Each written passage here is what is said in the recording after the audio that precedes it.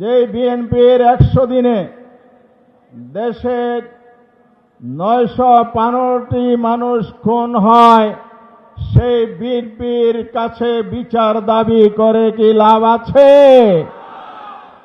যে বিএনপির নেতা কর্মীরা প্রকাশ্য দিবালোকে আওয়ামী কায়দায় পল্টনে 28 অক্টোবর মানুষ হত্যা করে নির্যাতন করেছিল, তার আদলে মিটফোর্ডের সোহাগের লাশের উপর নির্যাতন করেছে, সেই বিএনপির কাছে কি বিচার আশা করা যায়?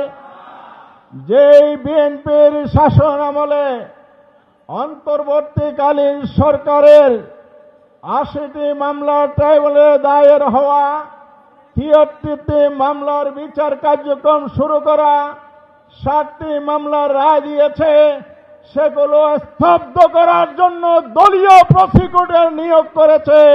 সেই বিএনপির কাছে এই বিচার দাবি করে লাভ নেই।